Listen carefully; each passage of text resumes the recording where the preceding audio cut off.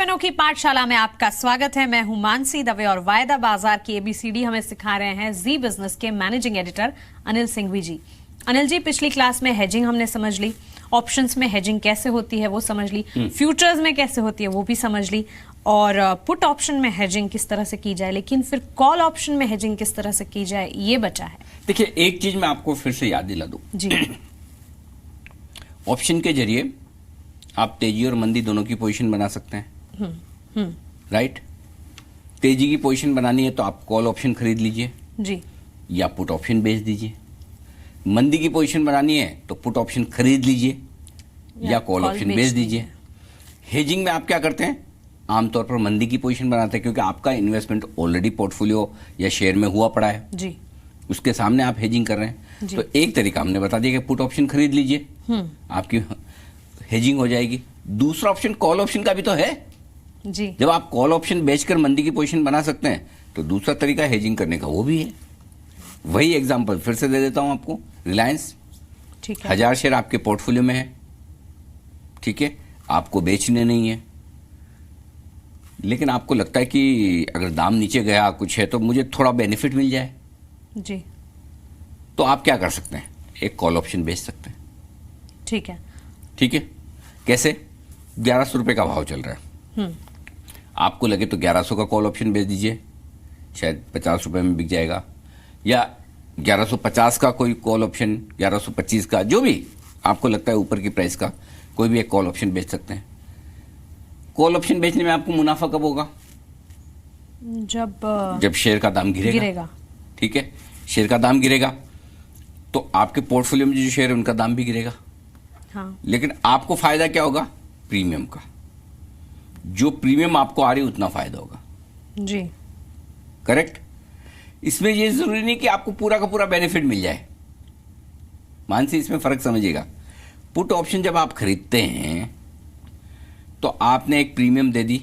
हाँ, जो put option का भाव है वो आपका इंश्योरेंस प्रीमियम हो गया, इतना ही रिस्क है। नीचे की पूरी रिस्क कवर। जी, 1100 से स्टॉक जीरो भी हो जाए तो आपके पास पुट ऑप्शन है। हाँ, करेक्ट। जी, लेकिन जब आप कॉल ऑप्शन बेचते हैं, ऑप्शन बेचने में एक चीज याद है ना, कमाई लिमिटेड है। हाँ, कितनी? जितनी प्रीमियम ट्रेड हो रही है, जिस भाव में आपने सौदा किया उतनी कमाई होगी ना।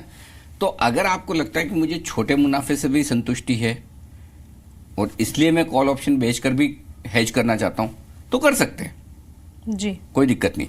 लेकिन रिस्क अनलिमिटेड है, क्योंकि कॉल ऑप्शन जब आप बेच रहे हैं और गलती से भाव बढ़ गया तो फिर परेशानी। तो फिर आपको कॉल ऑप्शन में अनलिमिटेड रिस्क होगी, कमाई उतनी है जितनी आपकी प्रीमियम है। करेक्ट। जी, तो आपके दिमाग में ये सवाल नहीं आ रहा कि फिर ये हेजिंग करने के लिए कॉल ऑप्शन कौन बेचता होगा? रिस्क है तो कम ही लोग करते होंगे कि नहीं? कम लोग करते हैं, लेकिन स्मार्ट लोग करते हैं। क्यों करते हैं? आमतौर पर कॉल ऑप्शन बेचकर दो तरह के लोग होते हैं जो हेजिंग करते हैं। एक तो वो जो जानते हैं कि शेयर जल्दी से भागेगा नहीं, कॉल ऑप्शन बेचने में प्रीमियम का फायदा उठा ले जी, और जैसे जैसे आप एक्सपायरी के नजदीक जाते हैं प्रीमियम कम होती जाती है ना, वो भी तो फैक्टर है, तो वो बेनिफिट मिल जाता है। करेक्ट। जी, प्लस जो आपके मन में है कि रिस्क अनलिमिटेड है, बढ़ते ही गया तो आपके पोर्टफोलियो में शेयर तो है, उसका भी तो दाम बढ़ेगा। जी, तो ऐसे देखा जाए तो आपकी तेजी की जो एक संभावना थी प्रॉफिट बनाने की वो गई, रिस्क तो उतनी हो गई ना। एक तरह से मतलब जैसे 1100 रुपए के आसपास आपने शेयर बेच दिया, ये हो गया, ऊपर का भाव आपको नहीं मिलेगा। ठीक है, अगर शेयर बढ़ गया, आपने हेजिंग के हिसाब से कॉल ऑप्शन बेचा और शेयर भागते ही जा रहा है, बढ़ते ही जा रहा है, तो क्या होगा? ठीक है, मेरी तेजी की पोजीशन सोचा था और हेजिंग गलत हो गई, तो बस ये है कि हाँ, ऐसा नहीं कि हेजिंग में नुकसान नहीं हो सकता, हेजिंग में भी नुकसान हो सकता है।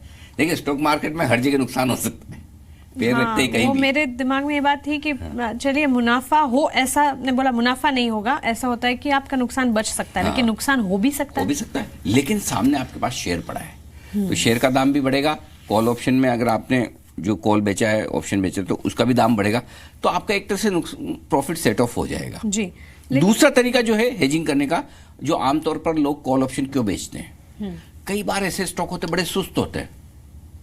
सुस्त मतलब कुछ होता ही नहीं उनमें।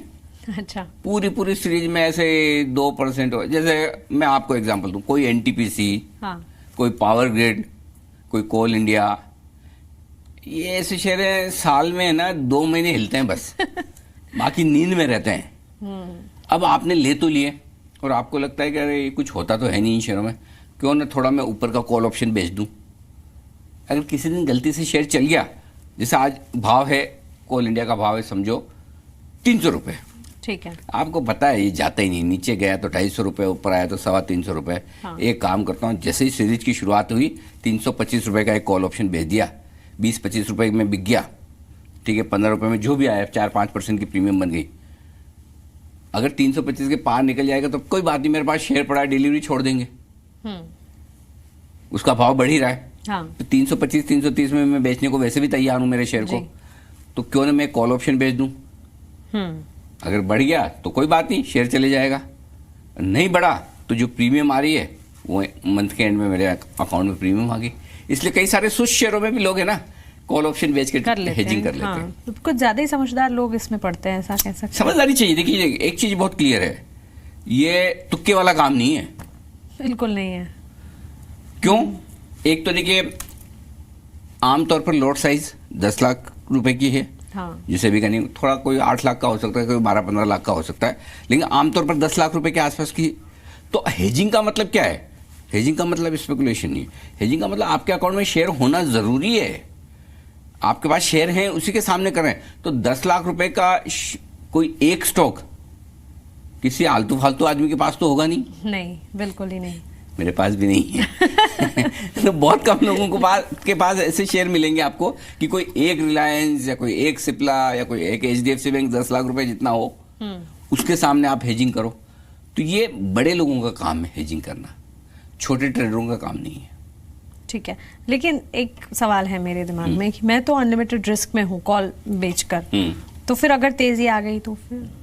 तेजी आ गई तो देखिए 2 तरीके हैं आपके पास, या तो आप अपना सामने शेयर हैं उसका भी दाम बढ़ रहा है, हाँ, तो वो बेच दें और कॉल ऑप्शन की आपकी पोजीशन काट लें। ठीक है, या आपको लगता है नहीं मुझे वो पोजीशन तो नहीं बेचनी है जी, आप अपने कॉल ऑप्शन की पोजीशन काट लें, तो उतना लॉस बुक हो जाएगा, लेकिन सामने सामने आपके पोर्टफोलियो की शेयर का दाम भी तो बढ़ा है। तो बेसिकली ये कि जो तेजी बनी, जो अपसाइड बनी है, वो आपकी मिस हो जाएगी। ठीक है, लेकिन अनलिमिटेड रिस्क नहीं होगी, क्यों? कि आपके पास शेयर पड़े हैं, अगर आपका पोर्टफोलियो में है, पोर्टफोलियो वाले शेयर के दाम भी तो बढ़ेंगे ना। जी। अगर आपने 1100 रुपए के रिलायंस का कॉल ऑप्शन बेचा हुआ है और भाव हो गया 1200 रुपए, जी, तो आपके शेयर के दाम भी तो 1100 से 1200 बढ़े। सामने आपने समझो 1150 का कॉल ऑप्शन बेचा था 80 रुपए में, ठीक है, जी, तो 1200 हो गया तो भी 30 रुपए थोड़ा बहुत प्रॉफिट तो आपका बन ही जाएगा, कुछ ना कुछ तो हुआ। हाँ, तो इसलिए लोग कॉल ऑप्शन भी बेचते हैं। ठीक है, तो हमने मतलब हेजिंग तो समझ लिया काफी हद तक। देखिए एक चीज समझ लीजिए, इसमें सिंपल चीज है मानसी, आप पुट कॉल खरीदे बेचे हेजिंग कैसे भी करें, हेजिंग करने में आपको अनलिमिटेड लॉस कभी नहीं होगा। कंडीशन एक ही है, आपके अकाउंट में शेयर होने चाहिए। अगर आपके अकाउंट में शेयर हैं, उन शेयर के सामने आप कोई ट्रेड कर रहे हैं, वही हेजिंग है। शेयर ही नहीं है और कोई भी शेयर बना है तो वो हेजिंग नहीं है, वो सट्टा है, स्पेकुलेशन है, खाली ट्रेडिंग है। तो फ्यूचर और ऑप्शंस में हेजिंग कैसे की जाती है वो हमने समझने की कोशिश की, लेकिन आगे कॉन्सेप्ट्स तो ढेर सारी हैं, कॉम्प्लेक्स हैं। समझने के लिए, आसानी से समझने के लिए आपको FNO की पाठशाला के साथ ही जुड़ना होगा। तो बने रहे हमारे साथ।